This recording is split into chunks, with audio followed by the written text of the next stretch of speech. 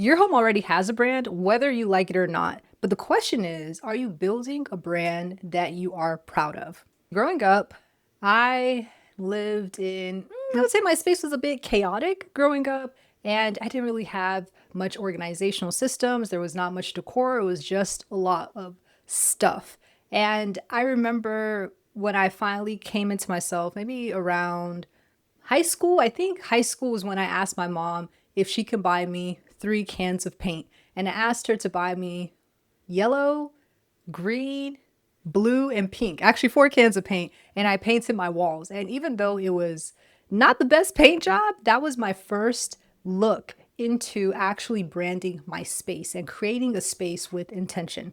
And I and as I continued into adulthood, I realized that I am someone who is heavily affected by my space. And maybe you can relate because I don't know, maybe some people, I get it. Whatever space you're in, you just close your eyes, you have blinders, and you just go, you achieve your goals, you become the person you want to be, you're building the life that you want to build, and your space has no effect on you. I am not like that, okay? I think I'm very affected by my space, and I need my space to support the person that I'm becoming. So, little by little, I started to intentionally craft my space. And in this series, I'm going to show you how exactly I branded my home and how you can do so too for your home and for your family. But before we continue, welcome to my channel. My name is Jumoke Win, and I'm a first-gen homemaker, mommy to 2 winners. The IP just keeps giving. And on this channel, I help you to create a luxury home, one intentional decision at a time. And if you enjoy things like this, make sure that you do subscribe and like so that the algorithm can start pushing me to more people who are similar to you and we all have similar interests. So I would love if you can do that for me. So the first step to branding your home is to create a vision. This is the most important thing. Most people jump straight into decor. They just try to jump into purchasing pretty bins so that they can organize their space. This is not what we need to do, okay? Everything always starts with a vision. Even the Bible says that without vision, people cast off restraint. You don't want to just start doing things willy-nilly, and it's like you're building a house on sand. You want to make sure that that foundation is firmly set before you continue and you start purchasing things that are not actually supporting the vision of your home and who you want to be and how you want your space to interact with you. So I want you to start thinking about certain things like how do you want your home to communicate? How do you want it to function and how do you want it to feel? Are you trying to build a cozy apartment, a cozy cottage? Are you trying to make an oasis? Are you trying to have your home this peaceful retreat? Are you trying to create a luxury hotel type of feel, boutique type of feeling? You have to really start to think about how do I want my space to feel? Every time that I come into my space, this is how I want it to feel. This is how I want it to function. Because from there, that supports everything else that we do in this home. We can't go into the scents and the sounds and the visuals and all these other things that are really nice. But if you don't have a foundation, you are just building your home based on someone else's vision, but you need to have that for yourself. And this is very important to do. A lot of people skip over this because, fun fact, my husband and I, we're Christian dating coaches. And when we're coaching women, this is something that we see often that even though it applies to dating, it also applies to every area of your life. Most people play on defense and they don't play on offense.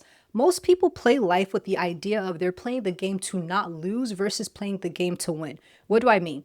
You often hear people say, I don't want this. I don't want this. What if this happens? I'm afraid of this. I'm afraid of this. Well, I don't have time. I don't this. It's always a lot of negativity, which is defense. It's like, okay, we know what you don't want, but what do you want? Crickets.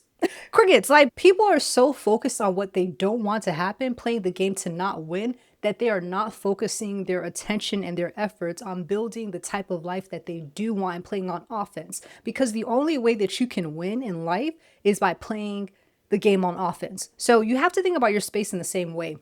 Instead of just simply existing and just allowing life to happen to you, I always say that you have to happen to life. You have to be intentional with the type of life that you are living. You can't just accept life as it's given to you. You're not even satisfied with your life and the space that you're living in. Your space could be a chaotic mess and you're just accepting it. We don't want to do that. And we don't want to, again, just be stuck on, but I don't want this, but I don't have money, but I don't have time. That's all limitations.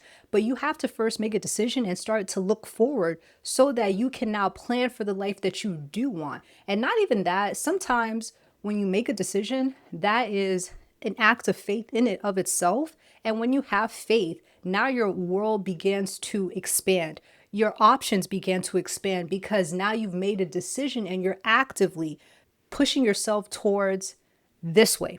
I hope this is making sense. So, again, when it comes to your space, instead of just thinking like, well, I can't have that or I don't have time, a lot of people go straight into negativity.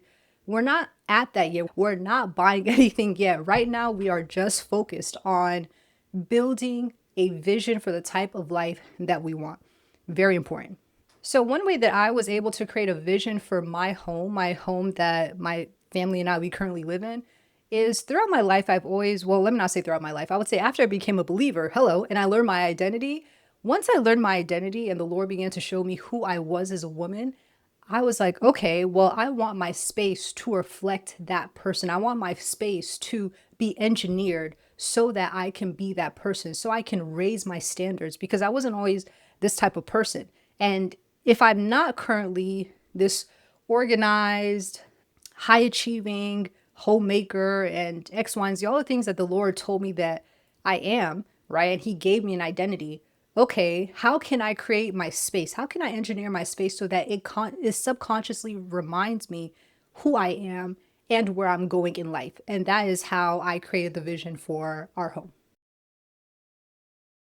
Okay, so part two is that now we want to define our family values. What do you value? This is really important and it's something you're going to learn about me. Okay, just bear with me, okay? As you're on this channel, I'm going to make a lot of analogies with dating and other things simply because, like I said, I have other aspects of my life that I like to integrate into this channel. But this is something we tell women all the time that you have to know what you value and you have to vet for values. I know I'm going into dating. I know we're talking about the home. It's going to make sense in a moment because people are just, everyone has values, but people are not moving as if they have those values. Like they're not making decisions that are in congruence with that value. Even when it comes to dating, it's like, okay, if you value this, he doesn't value this, or he values something completely opposite. You guys have conflicting values. Why are you dating? Right? It's the same thing with your material possessions. If you say that you value luxury and intentionality and X, Y, and Z, why are you just buying things that are cheap, buying things that don't support the women that you're becoming? When I say cheap, I'm not talking about price. I'm talking about value. You're bringing things into your home that are not supporting what you say that you value. I'll give an example. Let's say if you value hospitality, right? And you really want to host people, you want people to feel comfortable in your home.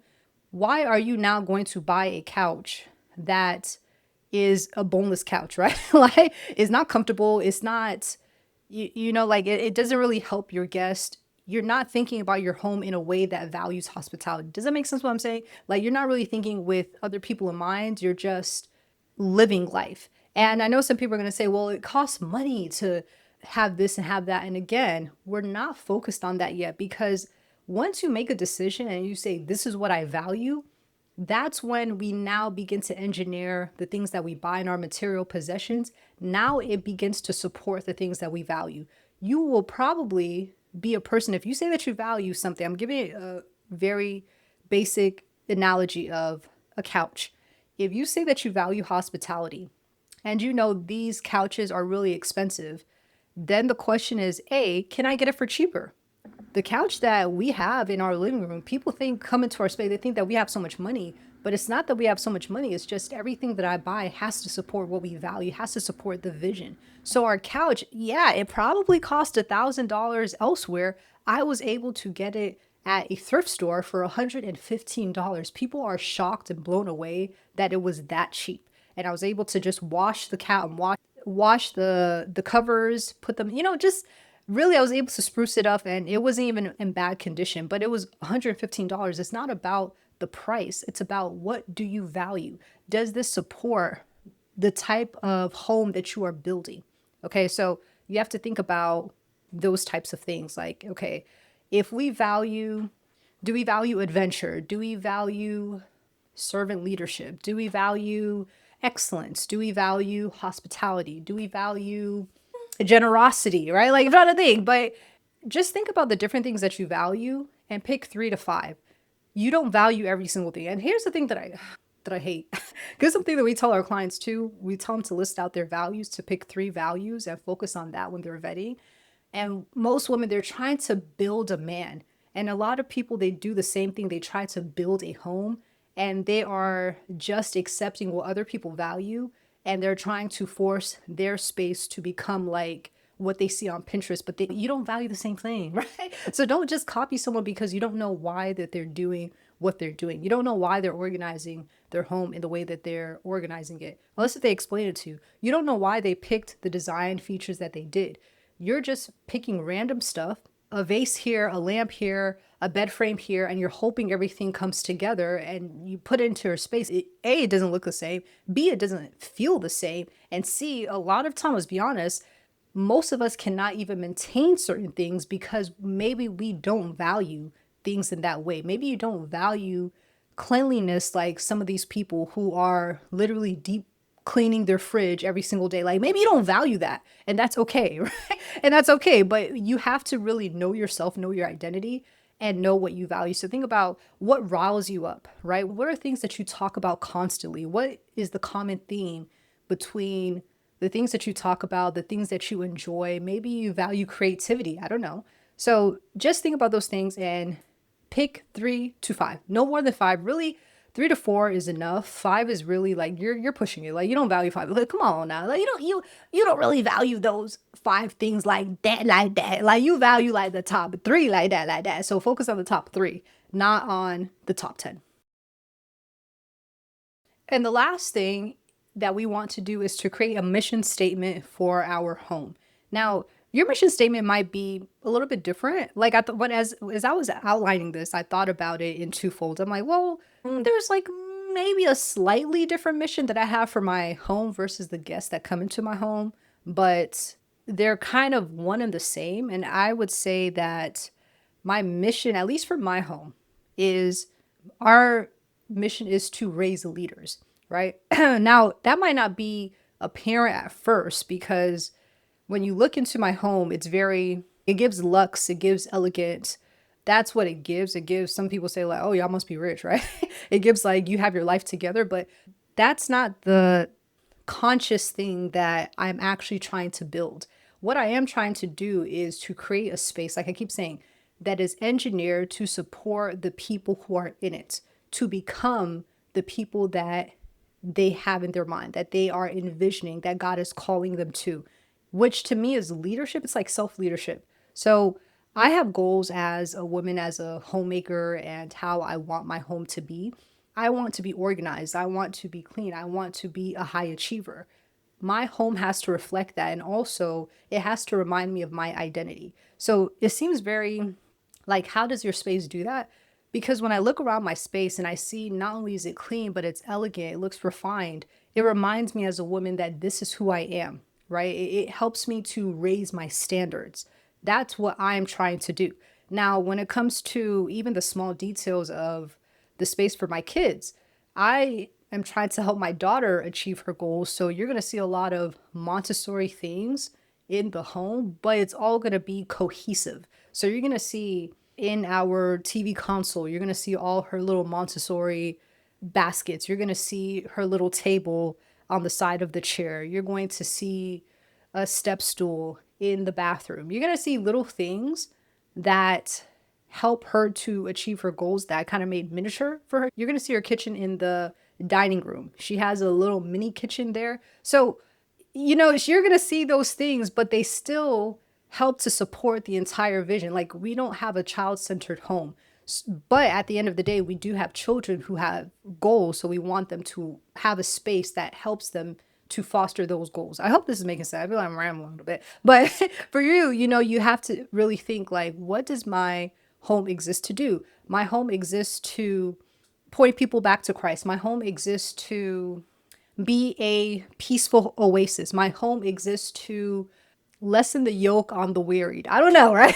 Lessen the burden on the wearied. I don't know, something like that. So you have to now think about What does your home exist to do? Because remember, we're trying to be intentional. We're trying to intentionally and actively build a home that we enjoy, that our family enjoys, and that guests, when they come into our space, that they enjoy as well. So for homework, don't click off yet. For homework, what I want you to do is to really think about your vision, right? Think about the vision of your home, what you want it to be. Think about your values, okay? Think about 3, 4, I'm saying 5 is pushing it, girl. 5 is pushing it. 3 to 4, really, values that you have, that your family has. And then I also want you to think about a mission. What does your home exist to do? And then the next episode, now we're going to start talking about our design identity. We're going to talk about logos, we're going to talk about colors, fonts, really how to brand your home visually so that it supports your vision. So let me know what you think about this video. Talk to you soon.